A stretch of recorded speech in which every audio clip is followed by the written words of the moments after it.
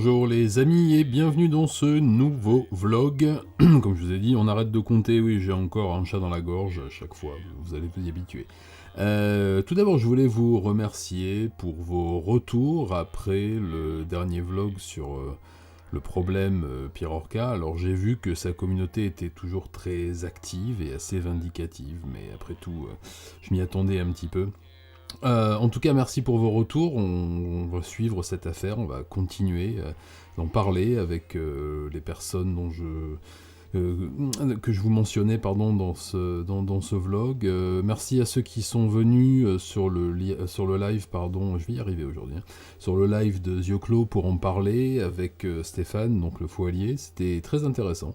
Elle est en rediffusion sur la chaîne de Zioclo, donc je vous encourage fortement à aller voir ce dont au sujet duquel, à propos de quoi on parlait. Voilà, parce que aujourd'hui j'ai décidé de très très très mal parler. Non, j'ai pas décidé du tout, je suis très fatigué, veuillez m'en excuser. J'ai vu aussi dans certains commentaires que vous aimeriez, pour certains d'entre vous, que je détache les vlogs de la chaîne, c'est-à-dire que je fasse une chaîne dédiée et que je laisse uniquement les vidéos d'affaires criminelles sur la chaîne Satodine. C'est une idée, j'y avais déjà pensé parce que vous le savez, je travaille sur d'autres projets en ce moment, dont un projet sur la mécanique, restauration de voitures et voitures en général, qui est en cours de montage puisque les premiers tournages ont été faits, une chaîne d'armes à feu avec mon fils, puisqu'on est tireurs sportifs tous les deux et qu'on évolue petit à petit comme ça, et j'aimerais peut-être vous montrer un peu ça, et une chaîne d'affaires criminelles française localisée. Soit je vais peut-être faire une chaîne parallèle, une chaîne secondaire, pour mettre un peu tout ce fourre-tout là, où je vais continuer les vlogs sur la chaîne principale, parce que peu ou prou je parle quand même de choses qui ont un rapport un certain rapport avec les thématiques de la chaîne.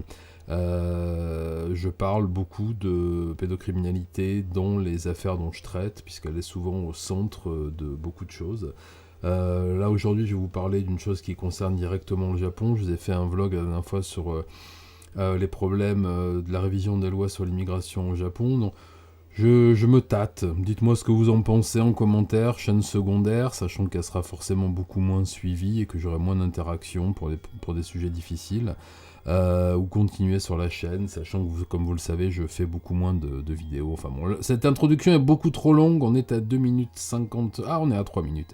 Voilà, vous avez été nombreux, suite au dernier vlog, un peu réaction, à m'envoyer des vidéos de jeunes Français au Japon. Alors je sais pas s'ils y habitent, pour certains d'entre eux oui, j'ai fait 2-3 petites recherches associées, là j'ai réussi à trouver un peu plus d'informations sur eux. Enfin, en l'occurrence, sur les 7 vidéos que vous m'avez envoyées, je crois, ouais, c'est ça, 7 vidéos, j'ai pu voir que 5 des personnages qui faisaient ces choses terribles dont je vais vous parler dans une minute, résidaient au Japon, et 2 d'entre eux, visiblement, y étaient en vacances. Enfin, voilà.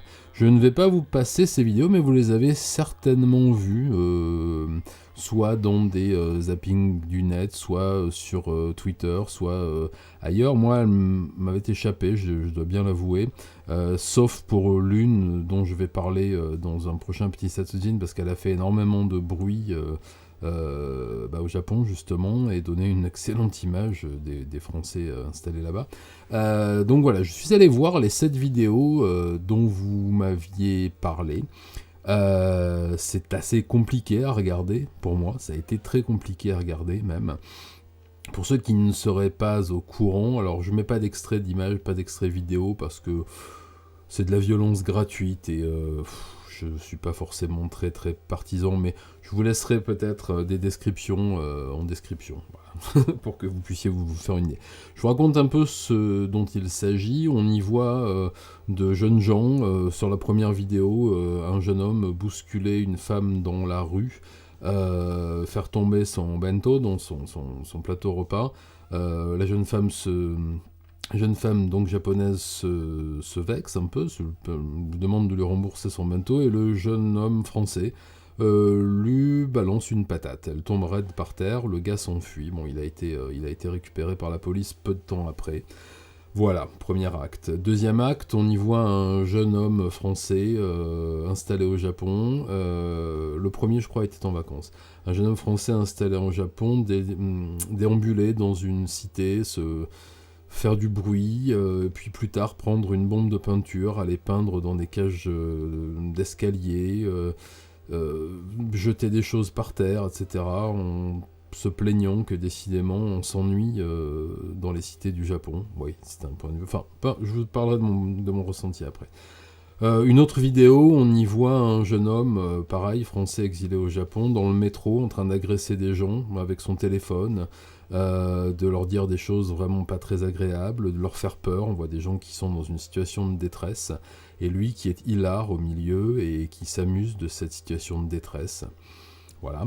Encore une autre de ces vidéos, on y voit un jeune homme installé au Japon aussi et qui crie au plein visage de passants, des jeunes filles, des vieilles dames, des hommes, des femmes, dans la rue, en se filmant sur TikTok, je crois, pour rigoler.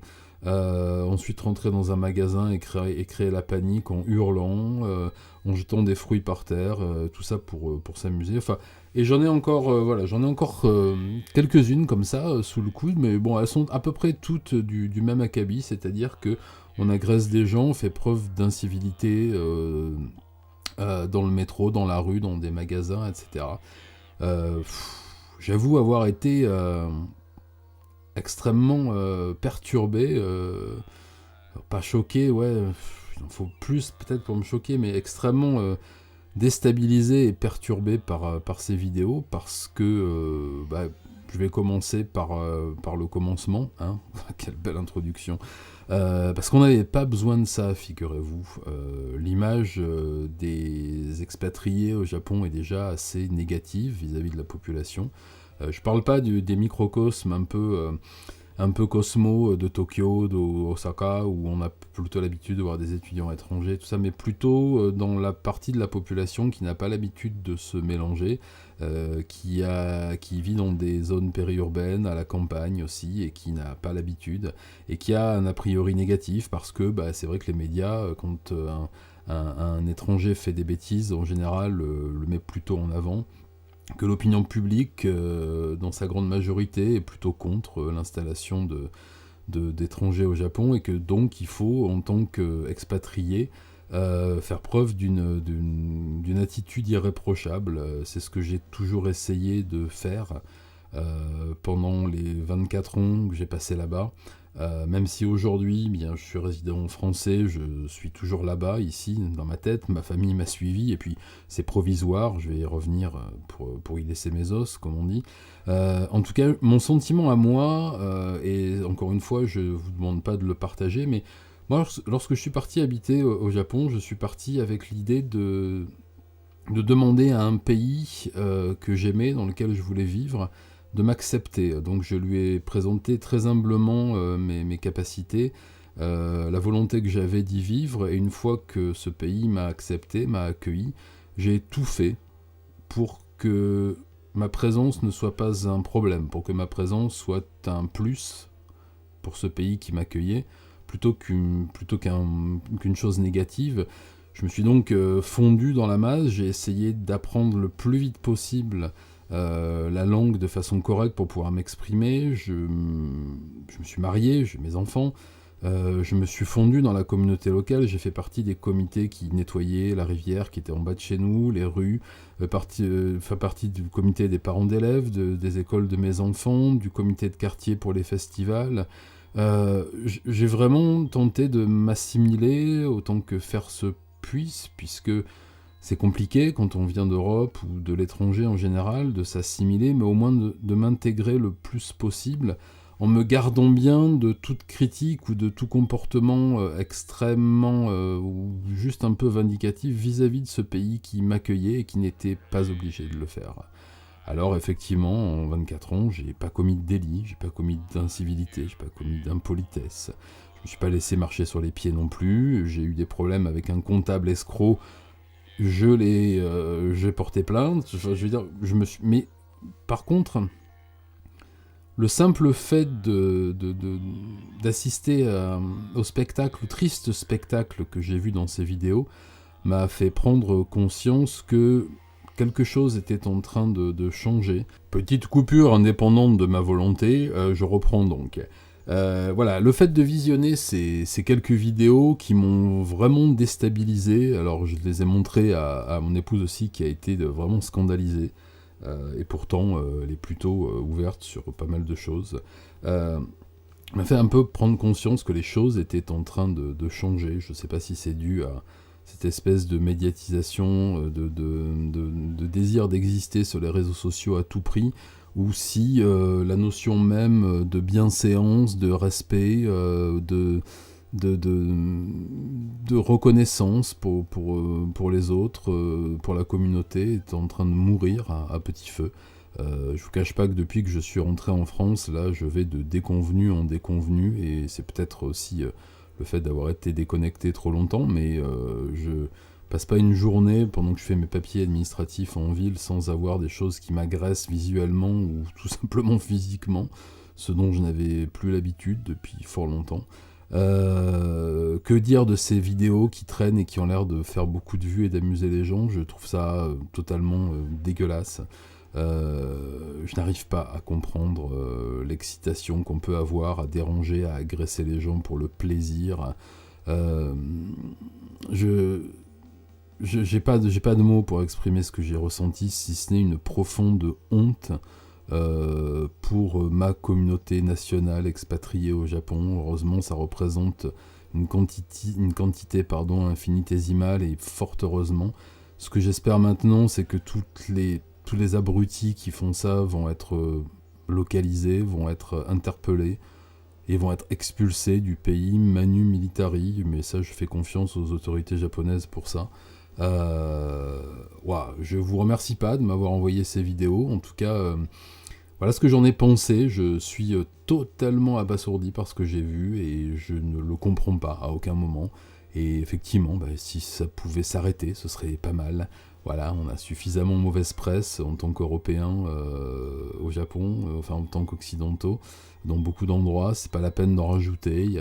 J'avais déjà énormément de honte vis-à-vis de mes contemporains, et surtout de mes camarades français, même si j'en ai jamais vraiment fréquenté au Japon, qui commettaient des délits, voire des crimes. À chaque fois, je dis mais non, mais arrêtez de faire ça s'il vous plaît, mais vous ne nous rendez pas service. Eh bien, là, c'était encore pire. Voilà, quand j'ai vu ces jeunes Français complètement débiles faire des choses totalement débiles, je vous cache pas que j'ai eu un petit moment de flottement. Enfin voilà, je vais pas m'apesantir là-dessus. Je vais continuer les vlogs sur la chaîne principale pour l'instant. Je vais reparler d'un de ces incidents dans un prochain petit Satsujin. En attendant, il y a des choses beaucoup plus graves à venir. Enfin, beaucoup plus graves. Non, je considère pas que ce soit pas grave. On en reparlera très certainement. En tout cas, n'hésitez pas à me donner vos avis là dans les commentaires. Pour les expatriés toujours en place qui me regarderaient, dites-moi ce que vous en pensez. Je pense que vous êtes peut-être dans le même état d'esprit que moi. En tout cas, j'aimerais bien discutons-en ensemble. Merci beaucoup à celui qui m'a envoyé les liens vers les articles sur le syndrome de l'expatrié. C'était extrêmement intéressant. J'ai pas eu le temps de répondre encore parce que j'étais un petit peu occupé. Le déménagement, les 2 chaînes en plus, les montages, la grosse vidéo à venir, les traitements, l'hôpital, tout ça, ça me prend pas mal de temps. Mais je vais répondre petit à petit à tout le monde. Les activités vont vraiment reprendre, parce que là je sens qu'il y a un léger mieux dans les phases de traitement. Mais je parle trop encore. Allez. En tout cas, les activités et les lives sur Twitch et tout ce qui faisait la grosse activité de la chaîne au début reprendra très certainement au mois de juillet. Je serai plus posé, le déménagement sera terminé, l'aménagement aussi, le matériel, le setup, tout ça. Enfin voilà, je vous en reparle. En tout cas, dites-moi ce que vous pensez de cette espèce de mode récente d'agression en vidéo qui est pardon du mot, mais d'une connerie intersidérale. Allez, je vous laisse, je retourne travailler, je vous dis à très bientôt, salut, bonne journée, portez-vous bien, faites pas des bêtises, et matane.